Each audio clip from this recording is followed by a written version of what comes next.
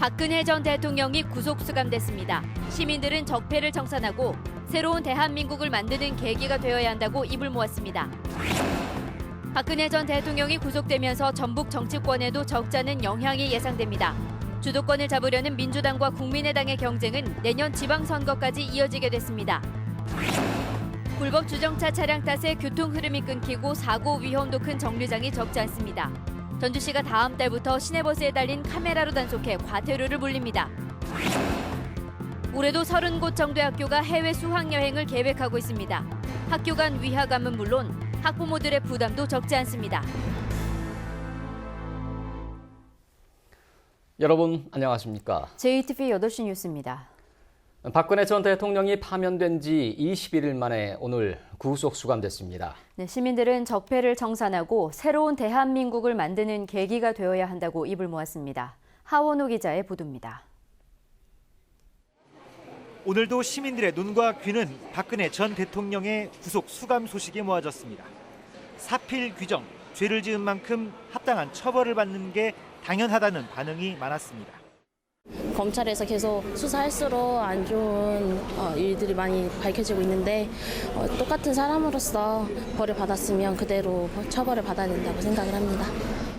일국의 대통령을 지내신 분이 참 구속된다는 건 국민으로서는 안타까운 일이지만 법과 원칙에 따라서 법대로 한 것이기 때문에 박근혜 전 대통령 구속을 새로운 대한민국 건설을 위한 계기로 삼아야 한다는 목소리도 높았습니다. 대통령이 구속된 거는 옳은 일이라고 생각되고요. 차기 대통령이 누가 되든 이제 대한민국에 많이 썩어 있고 그 낡은 정치들을 잘 청산을 하면은 좋은 나라가 될 수 있을 것 같아요. 세월호 진상규명을 요구하며 3년 가까이 농성장을 지켜온 시민들의 감회도 남달랐습니다. 촛불 광장의 힘, 국민의 힘입니다. 국민의 힘으로 앞으로는 모든 것을 밝혀내고 좋은 나라 만들 거예요. 그렇게 희망을 갖습니다. 시민단체들은 일부 정치권의 사면론에 쐐기를 박았습니다. 박근혜 전 대통령에 대한 사면 얘기는 일고의 가치도 없는 것이고요. 이러한 정치적 계산은 국민들의 요구와는 전혀 다른 것이기 때문에 외면을 받고 결국 지탄을 받을 것이라고 생각합니다. 이게 나라냐며 적폐의 몸통이었던 대통령을 끌어내리고 구속까지 이끌어낸 촛불 민심은 이제 나라다운 나라를 만들어야 한다고 말하고 있습니다. JTB 뉴스 하원호입니다. 박근혜 전 대통령이 구속되면서 전북 정치권에도 적잖은 영향이 예상되고 있습니다. 보수 세력이 위축되고 촛불 집회를 주도한 진보의 목소리가 커질 것으로 보입니다. 전북의 주도권을 잡으려는 민주당과 국민의당의 경쟁은 내년 지방선거까지 이어지게 됐습니다. 김철 기자가 보도합니다. 지난 2012년 대선에서 박근혜 후보는 전북 득표율 13%라는 비교적 높은 수치를 보였습니다. 2007년 이명박 후보가 전북에서 기록한 득표율 9%보다 4%포인트가 높았습니다. 하지만 박근혜 전 대통령이 구속되면서 책임론에서 자유롭지 못한 전북의 보수 세력은 올해 대선에서 크게 위축될 것으로 보입니다. 박근혜 대통령이 13%, 그다음에 지난번 총선 때 우리가 국회의원 한 분을 배출했지 않습니까? 나름대로 그런 정도 지지도 우리가 이야기하기가 힘들게 됐다. 박 전 대통령의 탄핵과 구속을 주도한 진보 세력의 목소리는 더 커지게 됐습니다. 촛불 집회에서 민심의 힘을 확인한 만큼 대선 후보들에게 생활 정치를 요구하고 전북목 챙기기에 앞장서라고 촉구할 것으로 보입니다. 민주당과 국민의당은 전북에서 주도권 경쟁이 불가피해졌습니다. 적폐 청산에 더 적극적인 쪽이 조기 대선에서 전북의 민심을 얻게 됩니다. 적폐 청산을 누가 더 적임자로 살 수 있는가, 국가의 미래 비전을 어떤 모습으로 보여줄 것인가에 대해서 청사진을 이제 새롭게 요구되는 거 아닌가 싶습니다. 이번 조기 대선으로 드러날 전북의 민심은 내년에 치러질 단체장과 지방의원 선거에도 적잖은 영향을 끼칠 것으로 예상됩니다. JTB 뉴스 김철호입니다. 세월호 참사 진상규명을 촉구하며 951일째 농성 중인 세월호 남문농성장 지킴이들이 세월호 선체 훼손을 중단하라고 촉구했습니다. 이들은 세월호 선체가 세월호 침몰 원인을 밝혀낼 수 있는 핵심 증거물이라며 세월호 선체를 훼손하려는 시도를 중단하고 선체 조사에 유가족들의 자유로운 참여를 보장하라고 요구했습니다. 불법 주정차 차량 탓에 교통 흐름이 끊기고 사고 위험도 큰 정류장이 적지 않습니다. 전주시가 다음 달부터 시내버스에 달린 카메라로 단속해 과태료를 물립니다. 권대성 기자입니다. 전주의 한 버스 정류장. 주정차 금지 구역인데도 차량들이 줄지어서 있습니다. 시내버스는 정차 공간에 들어가지 못한 채 도로에 차를 세운 뒤 승객들을 태우고 내립니다. 손님들한테 안전사고도 나고 접촉 사고도 나고 저희가. 그러니까 많은 교통에 방해가 되죠. 그런 차들 때문에. 전주시가 정류장에 불법 주정차 차량을 시내버스에 카메라를 달아 단속합니다. 카메라가 달린 버스는 모두 10대. 같은 장소에서 앞선 버스에 찍히고 나서 10분 뒤에 다른 버스에 다시 촬영되면 단속되는 방식입니다. 그동안 시범 단속에서 하루에 200~300대가 적발됐는데 다음 달부터는 과태료가 부과됩니다. 전주시는 시범 단속 기간인 지난 석 달 동안 적발 차량에 대해 계도해왔지만 다음 달 3일부터는 4만 원의 과태료를 부과합니다. 단속 시간은 평일 오전 7시에서 9시, 오후 6시에서 8시로 사전 문자 알림 대상에서 제외됩니다. 현재는 평일 출퇴근 시간 버스 베이 내 단속을 하고 있지만 앞으로는 단계적으로 확대를 검토하고 있습니다. 전주시는 원활한 교통 흐름과 버스 이용 활성화, 안전사고 예방이 목적인 만큼 시민들의 적극적인 협조를 요청했습니다. JTB 뉴스 권대성입니다. 전주시 음식물 쓰레기 반입 차질이 하루 만에 풀렸습니다. 전주시는 음식물 쓰레기 처리장 주민 감시원들이 반입 검사를 평소처럼 진행하면서 오늘부터 반입과 수거가 정상적으로 이루어졌다고 밝혔습니다. 전주시는 반입 차질의 원인이 된 주민지원금 인상 등을 관련 법의 테두리 안에서 협의를 거쳐 결정하기로 했습니다. 정읍에서 소나무 제선충병이 처음으로 발병했습니다. 전라북도가 정읍시 신태인읍 야산에서 말라 죽은 소나무 7그루를 조사한 결과 소나무 제선충병에 감염된 것으로 확인됐습니다. 전라북도는 제선충병 발병 지역을 소나무류 반출 금지 구역으로 정한 데 이어 피해 나무를 벌채하고 감염 나무가 더 있는지 조사하고 있습니다. 전북에서 제선충병이 발병한 지역은 익산과 임실, 순창, 군산, 김제 등 모두 6개 시군으로 늘었습니다. 수학여행철을 앞두고 전북교육청이 해외 수학여행을 자제하도록 권고하고 있는데요. 올해도 30곳 정도의 학교가 해외 수학여행을 계획하고 있습니다. 학교 간 유학감은 물론 비용 부담에 학부모들의 볼멘 소리가 나오고 있습니다.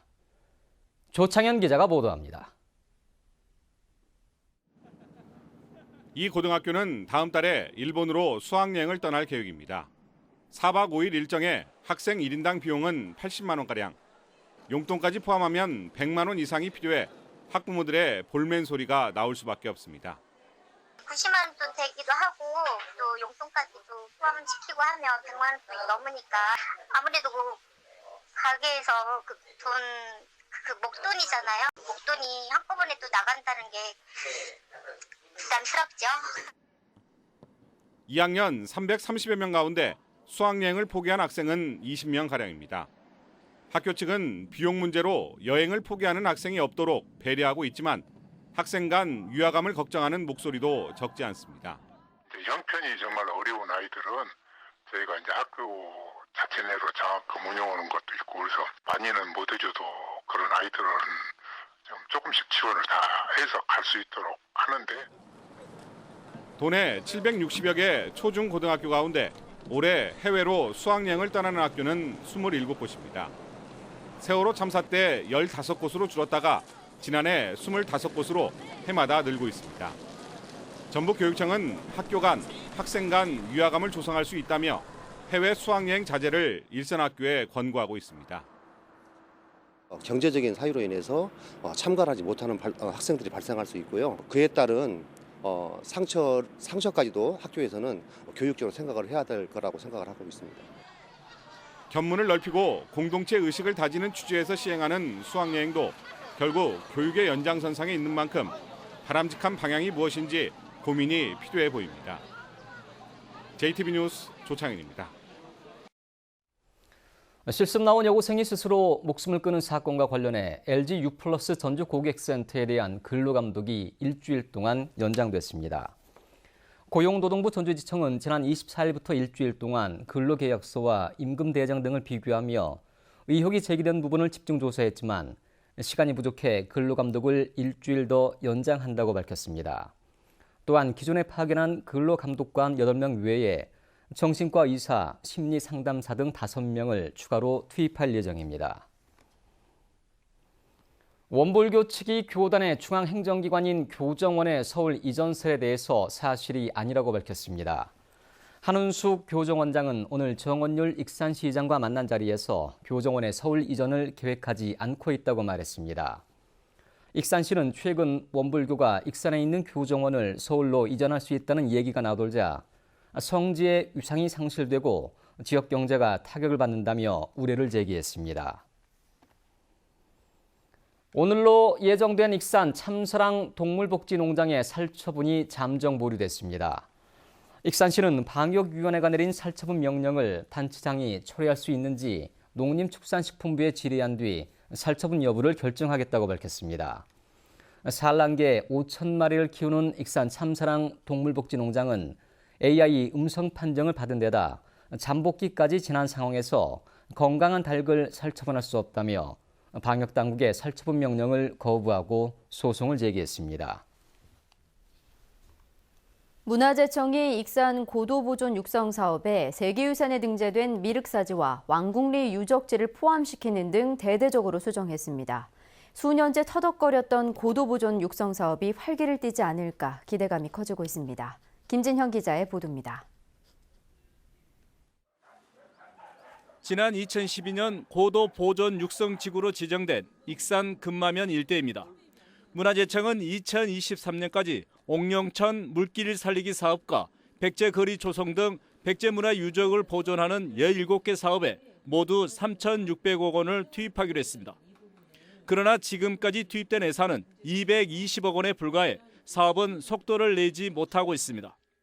문화재청이 최근 고도보존 육성 사업과 관련해 국가의 예산은 크게 늘리고 비효율적인 사업은 과감히 폐지해 기대가 커지고 있습니다. 문화재청은 세계문화유산에 등재된 익산 미르사지와 왕궁리 유적 등을 추가로 고도보존 육성 사업 대상에 포함시켰습니다. 또 투자 자금 확보가 쉽지 않은 민간 자본을 대폭 삭감했고 대신 국가 예산과 지방 예산을 1,115억 원 늘리기로 했습니다. 익산시는 기본계획 수정으로 고도 이미지를 복원하는 사업이 속도를 낼 것으로 보고 있습니다. 그간에 많이 포함이 됐던 그 민간 투자 사업은 제외를 하고 국비 확보액을 한 700억 정도를 더 늘렸습니다. 그래서 우리가 현실성 있게 사업 추진하는 데 원활할 수 있도록 좀 이렇게 했고요. 그동안 제자리 걸음을 면치 못한 익산 고도 보존 육성 사업이 본격적으로 추진될지 관심이 모아지고 있습니다. JTB 뉴스 김진영입니다. 남원 임실 순창과 진안 무주 장수의 동부권 6개 시군이 낙후된 지역 개발을 위해 공동 대선 공약을 검토하고 있습니다. 동부권 시군 단체장과 의장, 도의원들은 오늘 협의회를 갖고 국토연구원이 수행하는 동부권 중장기 발전 계획 연구 용역을 토대로 균형 발전을 위한 공동 대선 공약을 발굴해 대선 공약화하기로 했습니다. 이들은 또 전라북도가 오는 2020년까지 동부권 시군별로 해마다 50억 원씩 지원하는 특별회계 운영 기간을 추가로 연장하고 대상 사업을 식품과 관광 이외에 농업 분야를 추가할 것도 전라북도에 건의하기로 했습니다. 대학생의 학자금 부담을 덜기 위해 내일부터 14개 시군에서 학자금 이자 지원을 신청받습니다. 지원 대상으로 선정되면 한국장학재단에서 대출받은 학자금의 이자 2.5%를 전액 보조해줍니다. 앞서 전라북도와 14개 시군은 학자금 이자 지원 사업을 위해 3억 원을 마련했습니다. 전주시가 내일부터 덕진공원의 음악 분수를 다시 가동합니다. 가동 횟수는 오후 1시 30분 등 낮에 3차례, 저녁 8시 등 야간에 1차례로 모두 4차례입니다. 덕진공원 음악 분수는 보수공사를 거쳐 물 한 개의 영상이 맺히는 워터스크린 등의 볼거리를 새로 갖췄습니다. 지난해 프로축구의 두 챔피언이 전주에서 맞붙습니다. 아시아 챔피언 전북현대와 전북현대 K리그 챔피언 FC 서울은 일요일 모레 오후 3시 전주 종합경기장에서 올 시즌 처음으로 맞대결을 펼칩니다. 2승 1무로 2위를 달리고 있는 전북현대는 올해 두 팀의 첫 맞대결에서 승리해 선두에 오르겠다고 밝혔습니다. 오늘 오전 6시쯤 전주시 서신동 한 교차로에서 28살 서모 씨가 몰던 승용차가 택시와 부딪힌 뒤 상가로 돌진했습니다. 이 사고로 승객 19살 이모군 등 2명이 다쳤습니다. 경찰은 서 씨가 혈중 알코올 농도 0.067% 상태로 운전하다 사고가 난 것으로 보고 정확한 경위를 조사하고 있습니다. 전주지법 제2형사부는 채팅을 통해 알게 된 여성을 성폭행하려 한 혐의로 27살 A씨에게 징역 1년을 선고하고 성폭력 치료 프로그램 80시간을 이수하라고 명령했습니다. A씨는 지난 2015년 채팅 애플리케이션을 통해 알게 된 20대 여성 B씨를 자신의 집으로 불러 성관계를 하려다 B씨가 프로필 사진과 A씨의 실제 모습이 다르다며 돌아가려 하자 강제로 성폭행을 시도한 혐의로 기소됐습니다. 전북은 오늘 낮 기온이 15도 안팎에 머물고 일부 지역에는 약한 비가 내렸습니다. 주말인 내일도 낮 한때 비가 오는 곳이 있겠습니다. 예상 강우량은 5mm 안팎으로 많지 않겠습니다. 아침 최저 기온은 1도에서 5도, 낮 최고 기온은 10도에서 14도로 오늘과 비슷하겠습니다. 미세먼지 농도는 보통 수준을 보이겠습니다.